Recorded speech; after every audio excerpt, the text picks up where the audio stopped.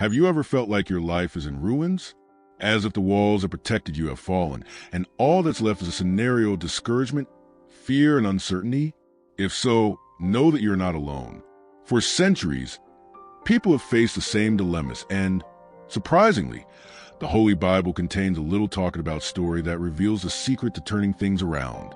And no, it's not with magic formulas or modern theories, but with an ancient principle hidden in the book of Nehemiah. While many prefer to take shortcuts, true reconstruction begins where few have the courage to look at what is destroyed. And that is exactly what Nehemiah did when he saw Jerusalem in ruins. But here is the detail that almost no one tells. The most powerful secret in the Bible is in this reconstruction plan led by a simple cupbearer, someone without the title of king, without an army, but with something infinitely stronger to favor God and unshakable confidence in the divine purpose. Today, I will guide you through this incredible story, where faith and courage bring down walls that are much stronger than those made of stone. And it'll tell you in advance by the end of this content, you will realize that you have also been called to rebuild something. Get ready, because what Nehemiah did more than 2,000 years ago continues to be the key to restoring lives, dreams, and entire cities. And who knows, it may be the answer you've been waiting for. So, before you start this journey, take advantage and subscribe to the channel. Activate the bell so you don't miss any inspiring content. And come with me to discover the most powerful secret in the Bible that no one has told you. Imagine a city that was once the pride of a nation. Jerusalem, the promised land, was now reduced to rubble. The walls of Jerusalem, which once protected the people of God, had fallen. The doors were burned and shame took over the streets. It was difficult for any Jew to walk by there and not feel a lump in his throat. That scene of destruction seemed definitive. The book of Nehemiah, in the Old Testament of the Holy Bible, narrates this painful phase. Jerusalem in ruins was not only a physical tragedy, but also a spiritual one. The people lived oppressed, without spiritual leadership, and with their self-esteem buried under the fallen stones. Israel's enemies laughed at the situation, believing that no one would have the courage to rebuild those walls. It is at times like these that God from heaven raises up unlikely people. While some mourned and others mocked, a simple cupbearer to King Artaxerxes carried in his heart a divine purpose. He had no army, but he had faith and courage. God's favor rested upon Nehemiah, and that would be more than enough to begin the rebuilding plan that would change history. At the time Nehemiah's story begins, the known world was under the rule of the Persian Empire, a vast empire that stretched from Egypt to India. It controlled dozens of peoples, including the people of God. The book of Nehemiah makes a point of situating this reality. The Old Testament is full of empires, but few were as organized as the Persian Empire, and Jerusalem, in ruins, was just another forgotten province. King Artaxerxes, son of Xerxes, same one from the story of Esther, with a firm hand. Within his palace in Susa, political decisions, wars, and alliances were made daily. It was a time when the restoration of Jerusalem seemed impossible. Israel's enemies, such as Sanballat and Tobiah, knew this and took advantage of it to keep the city mired in misery. No one dared challenge the status quo. But as inspiring Bible stories teach, God in heaven likes to stir the pot in unexpected ways. A cupbearer, responsible only for tasting drinks and protecting the king's life, was about to become a key player in the restoration of Jerusalem. Nehemiah had no political influence, but he did have something rare, a heart sensitive to God's voice and a divine purpose to fulfill. And when there's a call, God's favor moves empires. Imagine living in a luxurious palace, surrounded by riches, banquets, and power, but with your thoughts fixed on a distant, destroyed, and forgotten place. This was the reality of Nehemiah, a Jew who, even though he held the position of cupbearer to King Artaxerxes, never forgot his roots. The Holy Bible makes it clear that, despite his prestigious position, his heart remained with the people of God. Jerusalem in ruins was an open wound in his soul. Nehemiah lived in the comfort of Susa, but he did not allow himself to be blinded by his position. While many would have settled down, he cultivated within himself a spiritual leadership that would soon make a difference. He knew that the divine purpose for his life was not just to taste wine, but to be part of the story of the restoration of Jerusalem. And here is a powerful lesson: you may be in a good place, But that does not mean that is your final destination. This connection with his origins and God's promise moved Nehemiah to seek answers. He could have chosen to skip the news, but he chose to listen, care, and act. Spiritual leadership is not born from titles, but from a heart willing to fulfill the reconstruction plan outlined by God. And that's where true faith and courage reveal themselves, when we choose to stand up for what we believe in, even when the world says it's not worth it. Jerusalem, the holy city, was in pieces. The walls of Jerusalem had been torn down, and the gates burned, leaving the people vulnerable to any enemy. What had once been a symbol of glory and the dwelling place of God's presence was now just a scene of shame and abandonment. The story of Nehemiah shows us that, more than broken stones, it represented the spiritual state of the people of God at that time. It's hard to imagine, but think of a city without walls back then it would be like living today without a lock on your door or a password on your cell phone. Anyone could come in and loot. Israel's enemies saw Jerusalem as easy prey, and God's people lived in fear, exposed and ashamed.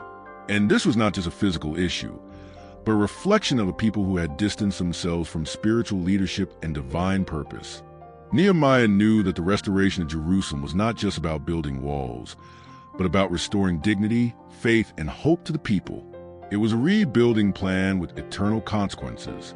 And this teaches us something powerful. When we let our spiritual defenses down, we become easy targets. That is why maintaining prayer and fasting, like Nehemiah, is essential to resisting the attacks of our enemies. The most powerful secret was just beginning to be revealed. Amidst all that desolation, a courageous voice emerged: Nehemiah. Even though he was far away, serving as cupbearer to King Artaxerxes, he could not ignore the news of Jerusalem in ruins. Moved by faith and courage, Nehemiah understood that this was a calling from God in heaven. It was more than rebuilding stones, it was restoring lives, rescuing spiritual leadership, and rekindling the hope of God's people. When Nehemiah gathers a people and says, "Come, let us rebuild the wall of Jerusalem," he is inviting each person to step out of their comfort zone and take on their divine purpose.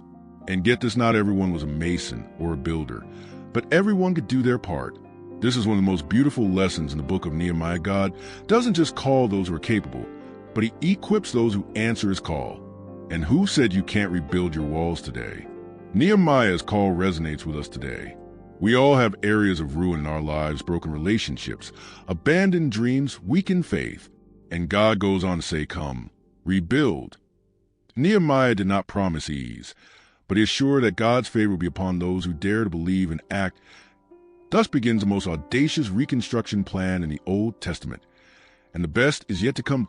We are in Susa, the great capital of the Persian Empire. In the year 445 BC, this was a political and cultural setting in which Nehemiah's story unfolds. The Persian Empire, under the mighty Artaxerxes, controlled vast lands, including Judah.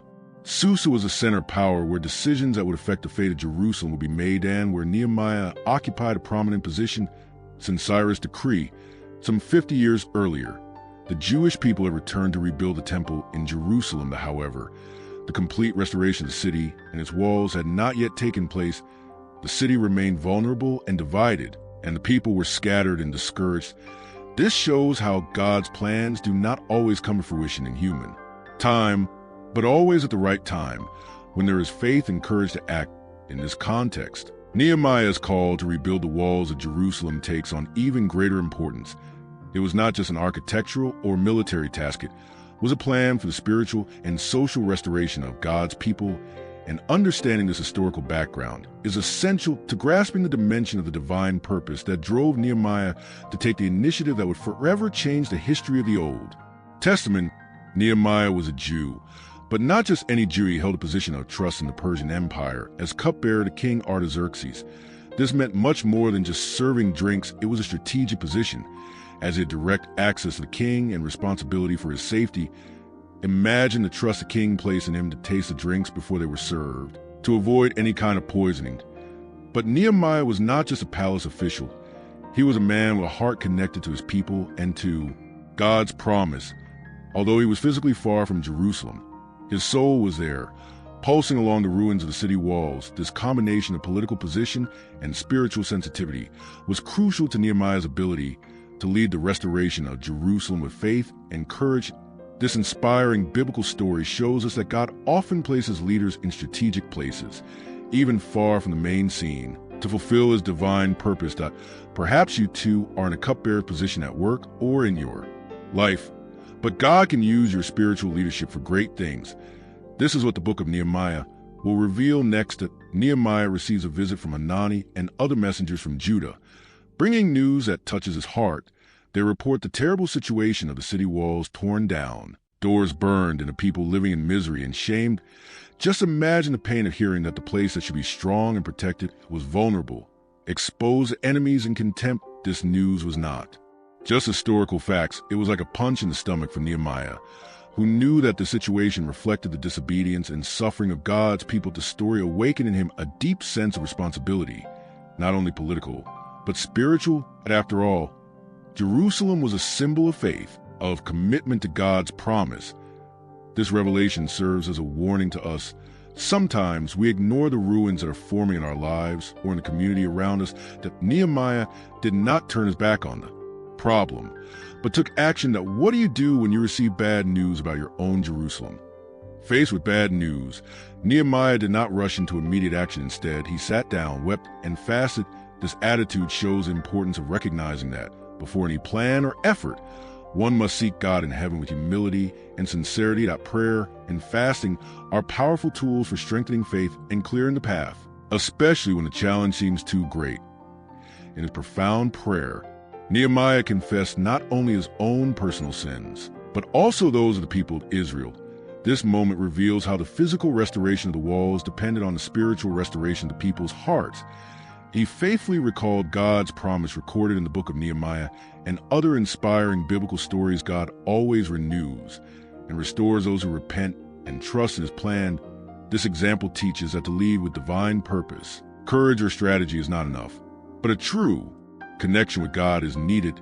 When we engage in prayer and fasting, like Nehemiah, we receive the strength to face opposition, overcome difficulties, and move forward with a rebuilding plan, whatever that may be in our lives. Months later, Nehemiah appears before King Artaxerxes with a worried expression, carrying in his heart the weight of the bad news from Jerusalem. Even in front of a powerful monarch, he does not hide his sadness. This attitude reveals a valuable lesson. It is essential to be honest and transparent. Even in environments that seem difficult or dangerous with fear, Nehemiah opens his heart and tells the king about the desolate state of the city and its people.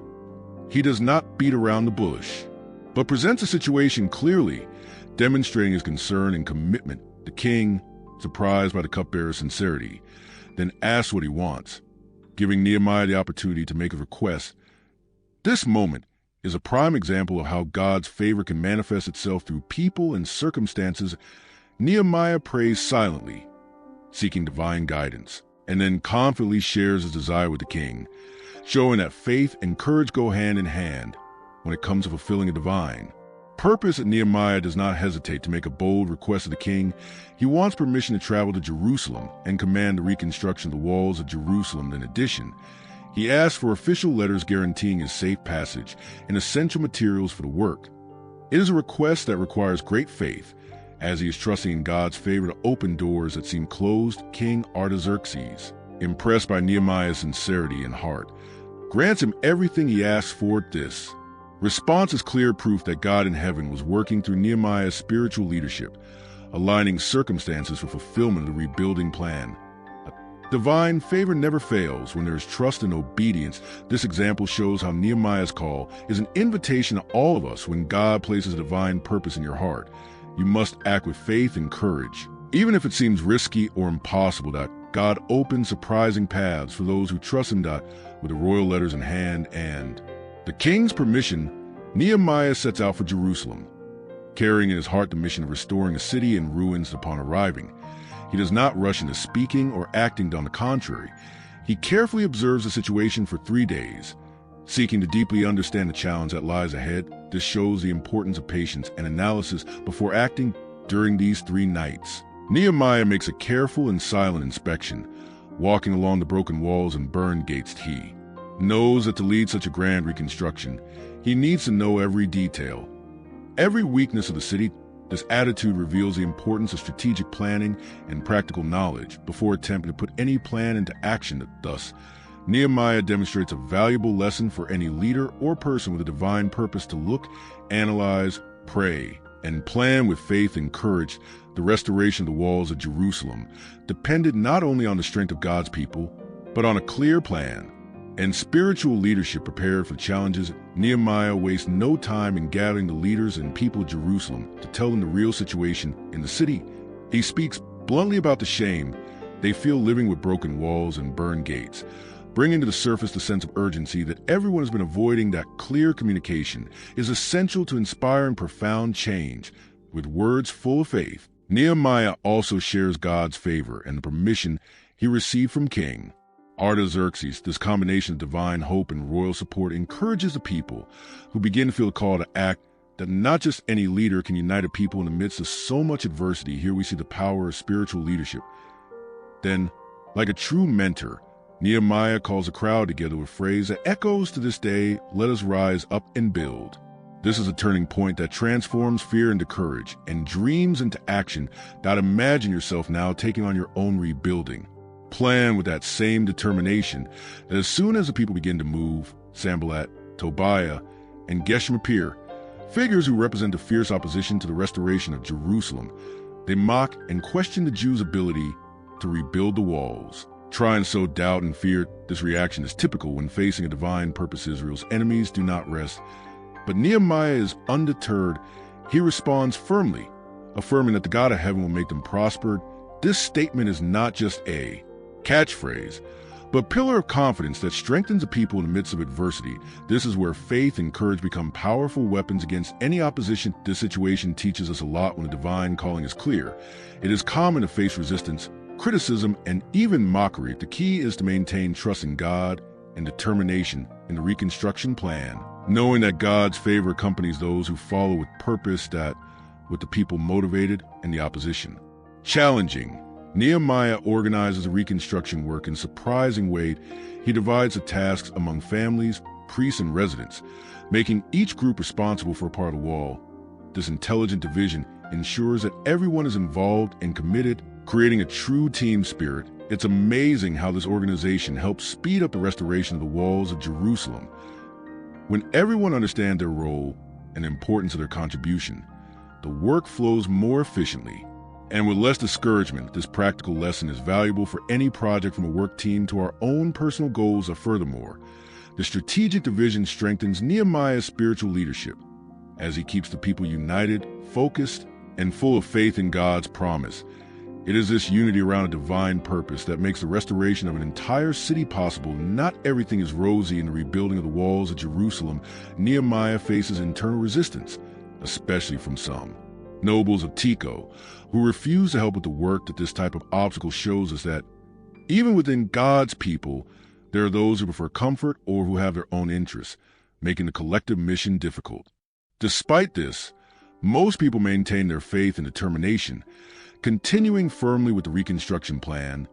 It is a reminder to us that in any important project, internal difficulties may arise, but persistence and focus on the divine purpose make all the difference in overcoming these challenges. That Nehemiah demonstrates here the importance of spiritual leadership.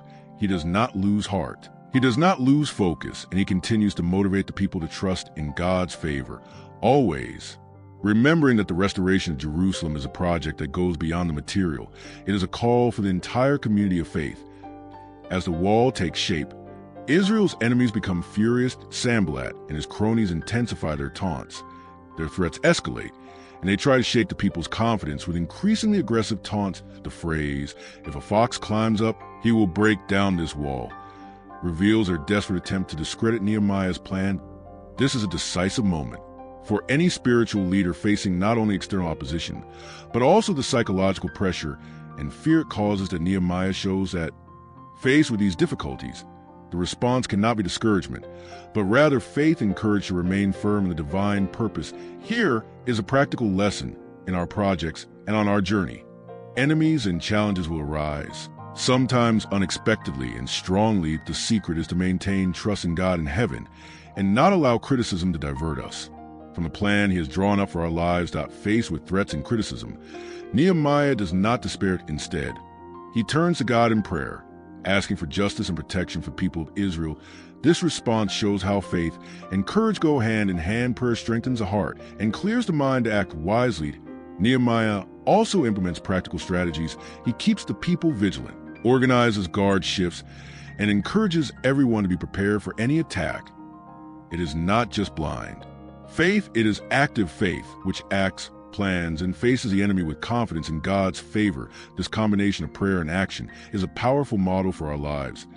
It is not enough to just ask or just act. We need to align the two, trusting the God of heaven and doing our part with dedication and courage. In this way, any wall that needs to be rebuilt can be successfully raised. After learning the entire story of Nehemiah, the question remains for you: what wall in your life needs to be rebuilt with faith and courage? Are you ready to face opposition? Learn to pray and act strategically, trusting the God of heaven. Reflect: how can you apply the lessons of spiritual leadership and divine purpose in your daily life? Don't let this message remain just theory. How about starting now to take the first steps towards your own restoration? Share in the comments which part of Nehemiah's story touched you the most and how you intend to use this example to transform your journey. Of course, if you like this content, subscribe to the channel and activate notifications to follow many more inspiring biblical stories that will strengthen your faith and life. Let's rebuild our walls together and live the divine purpose with confidence and determination.